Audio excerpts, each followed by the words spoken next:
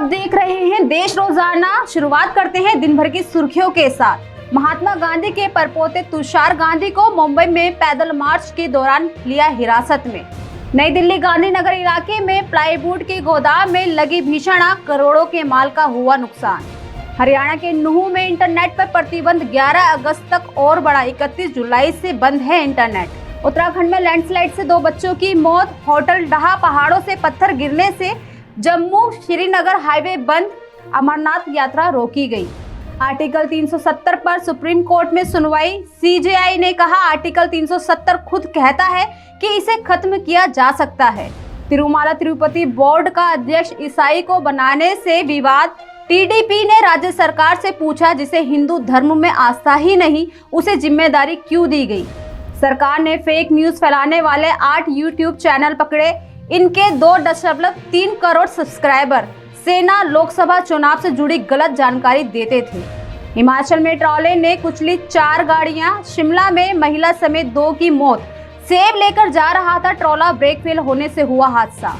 CM Hemant Soren को जमीन घोटाले में ईडी का नोटिस, पूछताछ के लिए 14 अगस्त को बुलाया। इससे पहले खनन घोटाले में हुई थी पूछताछ। राहुल गांधी को बंगला वापस मिलने पर बीजेपी ने पीएम का बताया बड़प्पन, तो कांग्रेस ने किया पलटवार, कहा उनकी पैतृक संपत्ति नहीं है। अमेरिका में आए तूफान के कारण 10 लाख घरों और प्रतिष्ठानों की बिजली हुई गुल। 5 करोड़ लोग हुए प्रभावित। 1000 से अधिक उड़ानें निरस्त। शेयर बाजार फिर से लाल निशान पर खुला। सेंसेक्स 146 अंक पर टूटा। निफ्टी 19,550 से फिसला। पाकिस्तान के इमरान 5 साल नहीं लड़ सकेंगे चुनाव। तोशाखाना केस में सजा के बाद अयोग्य हुआ घोषित। इलेक्शन कमीशन ने लिया फैसला। यूक्रेन के बढ़ते हमलों के बीच सतर्क हुआ रूस। मॉस्को की तरफ से आते 2 ड्रोन मार गिराए। ताइवान के आसपास मंडराए चीन के 11 सैन्य विमान और 5 युद्धक जहाज। बढ़ सकता है दोनों देशों में टकराव। श्रीलंका के जल क्षेत्र में 10 भारतीय मछुआरों को पकड़ा गया, अवैध रूप से कर रहे थे शिकार। बुलडोजर कार्रवाई के खिलाफ मुस्लिम संगठन जमीयत उलेमा हिंद ने नूह हिंसा के पीड़ितों के पुनर्वास के लिए सुप्रीम कोर्ट का दरवाजा खटखटाया। कहा अधिकारियों के खिलाफ हो सख्त कार्रवाई, पीड़ितों को मुआवजा भी मिले। मणिपुर हिंसा के विरोध में आज पंजाब किया गया बंद। स्कूल कॉलेज में रही छुट्टी। सिर्फ एम्बुलेंस, फायर ब्रिगेड और मिलिट्री वाहनों को दी गई सहूलियत। नासिक में भी सीसीटीवी से टमाटर की रखवाली की जा रही है। 25 किलो टमाटर चोरी होने के बाद सुरक्षा बढ़ाई गई। 200 रुपए किलो तक पहुंची टमाटर की कीमत। तो ये थी अभी तक की कुछ खास सुर्खियां। अब बात करेंगे हरियाणा की कुछ खास खबरों की। सब्जी मंडी में टमाटर ने अपना फिर से रंग दिखाना शुरू कर दिया है। आपको बता दें कि कुछ दिनों पहले टमाटर 100 रुपए से लेकर 80 रुपए किलो तक मिल रहा था। अब टमाटर फिर से 180 से 200 रुपए किलो बिकने लगा है। इससे दुकानदारी पर काफी फर्क पड़ रहा है, जिसकी वजह से ग्राहक भी नहीं इसको ले पा रहे।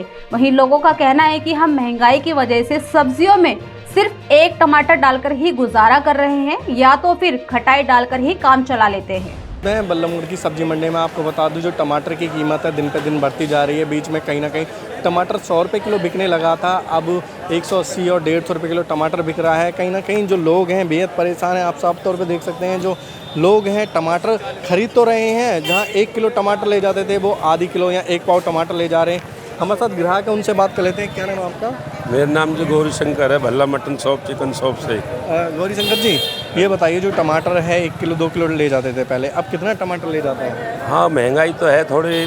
सावन का महीना चल रहा है, नॉनवेज बंद हो जाता है और कुछ बारिश आ रही है, तो इस वजह से थोड़ा टमाटर तो महंगा है, पर पहले से राहत है। मैं तो ये कहूँगा, अगर कम से कम यूज करो स्वाद के लिए टमाटर, और टमाटर ज़्यादा महंगा तो अपने दही डाल दो, खट्टाई तो करनी है सब्जी। तो ऐसा कोई इतना महंगा नहीं है जितना हुआ बना रखा हो। थोड़ी सी बारिश की वजह से गाड़ियाँ बंद हो जाती है, तो इतना महंगा नहीं है। अगर टमाटर थोक में लें तो अब भी 100 रुपये किलो मिल जाएगा। पर ये भी दुकानदार भी तो कमाने को बैठे हैं ना, तो कम इस्तेमाल करो, महंगा लग रहा नहीं तो दही इस्तेमाल करो खटाई की जगह। खटाई के तौर पे दही? हाँ, दही इस्तेमाल कर लो खटाई के तौर पर। अगर टमाटर महंगा लग रहा है तो जो सब्ज़ी ज़्यादा महंगी हो जाए उसे थोड़ा कम कर दो। बजट तो बनाना रसोई का, ठीक है ना। मेरी तो यही प्रार्थना तो भाइयों से। जो टमाटर 1 किलो ले जाते थे, 2 किलो ले जाते थे, आप अब कितना टमाटर खरीद रहे हैं दाम सुनकर? आप 1-1 पाव खरीद रहे हैं जी। पहले तो हम सलाद काट के रख देते थे रिश्तेदारों के आगे, अपने घर में सुबह शाम जो हम सैलेड है हम बनाते थे। अब क्या? हाँ दिक्कत तो आ ही रही है, महंगाई बहुत ज़्यादा है, परेशानी तो हो ही रही है सबको। तो अब खटाई का कैसे सहारा ले रहे हैं आप? खटाई का ऐसे ले रहे हैं, अमचूर ले लिया, कहीं बहुत ज़्यादा इमरजेंसी आई जब टमाटर का सहारा जब लेना पड़ता है, मजबूरी तो है ही, अब क्या किया जाए। मजबूरी है। तो अब कितना टमाटर खरीद के ले जाएंगे आज? एक एक पाव लेंगे। तो एक जब सब्जी बना रहे हैं तो एक टमाटर डालेंगे? हाँ हाँ खट्टा जरूरी चाहिए। हाँ, बस थोड़ा बहुत तो चाहिए। फरीदाबाद में हथियार के बल पर एक ही रात में फरीदाबाद के अलग अलग इलाकों में लूट की 3 वारदातों को अंजाम देने वाले 3 आरोपियों को फरीदाबाद क्राइम ब्रांच की टीम ने गिरफ्तार करने में सफलता हासिल की है। आपको बता दें कि आरोपी उत्तर प्रदेश के अलीगढ़ के रहने वाले हैं। इस वारदात में कुल 4 आरोपी थे, जिनमें से एक की लूट की वारदात को अंजाम देने के बाद ही हत्या हो चुकी है। देखिए एक रिपोर्ट। फरीदाबाद में 23 और 24 जुलाई की रात को एक ही रात में 3 लूट की घटनाएं हुई थी, जिस संबंध में 3 अलग अलग एफआईआर दर्ज की गई थी। एक घटना दयालपुर की थी, जिस संबंध में एफआईआर नंबर 261 सदर बल्लभगढ़ पुलिस स्टेशन में दर्ज की गई थी। एक दूसरी जो वारदात थी वो डब्बा पाली रोड पे थी, जिस संबंध में डब्बा पुलिस स्टेशन में एफआईआर दर्ज की गई थी। और जो तीसरी घटना थी उसी रात की सेक्टर 58 पुलिस स्टेशन के एरिया की थी, जिस संबंध में तीसरी एफआईआर दर्ज की गई थी। और इस संबंध में इन्वेस्टिगेशन लगातार जारी थी। 31 तारीख को इस वारदात में जो शामिल थे युवक, उनमें से एक युवक अतुल, जो टप्पल अलीगढ़ का रहने वाला है, उसे सेक्टर 21 से गिरफ्तार किया था। और उसी से पूछताछ करते हुए उसके जो अन्य साथी थे, जो दूसरा युवक है दूसरे युवक का नाम भी अतुल है, वो तथा उसका जो तीसरा साथी था सौरभ, इन दोनों को भी अगले दिन 1 तारीख को 1 अगस्त को गिरफ्तार किया गया था। और इस वारदात में जो प्रयोग की गई थी मोटरसाइकिल, वो बरामद की गई है तथा जिन लोगों से लूट की वारदात के अंदर जो सामान लूटा गया था, जो कैश था या मोबाइल फ़ोन्स थे या बाइक थी, वो बरामद किए गए। इस वारदात को अंजाम देने के अंदर ये 4 लोग थे, अतुल पुत्र विनोद, अतुल पुत्र राजवीर, सौरभ पुत्र हरेंद्र तथा इनका एक चौथा साथी था जिसका नाम था चंद्रशेखर। और जो इस वारदात में साथ था, वारदात को अंजाम देने के बाद जब वो नेक्स्ट मॉर्निंग अपने गांव गया तो वहां पे उसके एक पारिवारिक रंजिश के कारण उसकी हत्या हो गई, उसका मर्डर हो गया था। बलम बस्तियों और घनी आबादी वाली कॉलोनियों में आमतौर पर सीवर ओवरफ्लो की समस्या होना आम सी बात है, लेकिन अब स्मार्ट सिटी के पौष इलाके में भी इस तरह से प्रभावित हो रहा है। महंगी जमीनों और करोड़ों के मकानों में रहने वाले लोग अब सीवर ओवरफ्लो की समस्या से बुरी तरह प्रभावित नजर आ रहे हैं। मामला फरीदाबाद के NIT 5 नंबर के महंगे पौष इलाके का है, जहां लंबे समय से लोग अपने घरों में आगे बह रहे सीवर के पानी से आजीज हो चुके हैं। और तो और अब लोगों ने चेतावनी भी दी है कि अगर 2 दिन के अंदर समस्या का हल नहीं हुआ तो वह नगर निगम मुख्यालय चौक को जाम करेंगे। झील आपको दिखाई दे रही है, ये करीबन 6 से 7 महीने पुरानी झील है। लोग परेशान हो चुके हैं, आत्मा तक रो पड़ती है जब इस मंजर को देखा जाता है।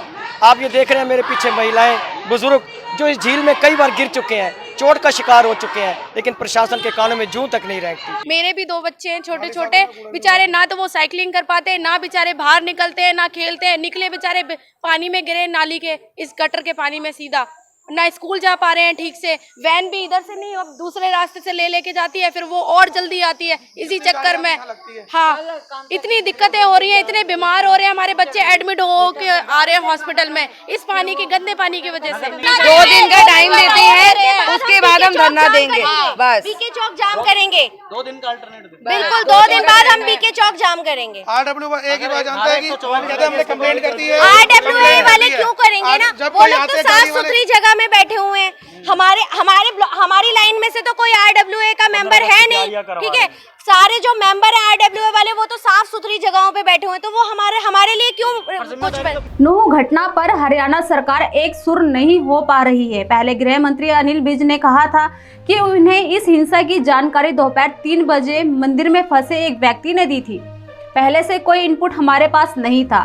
अब इसी मामले में प्रदेश के उप मुख्यमंत्री दुष्यंत चौटाला ने कहा है कि उन्हें दोपहर 1:30 बजे जसपा के नेता ने मामले की जानकारी दी थी।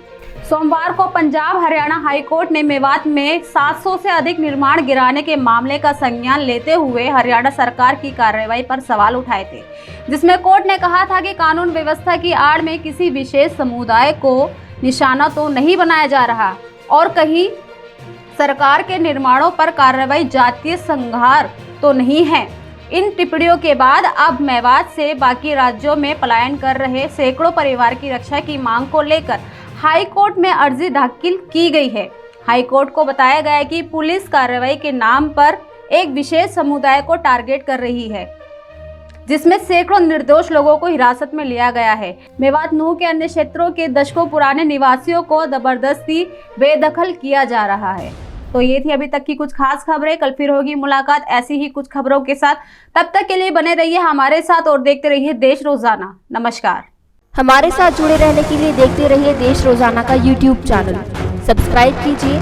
साथ ही देश रोजाना की खबरें सबसे पहले देखने के लिए प्रेस कीजिए बेल आइकन।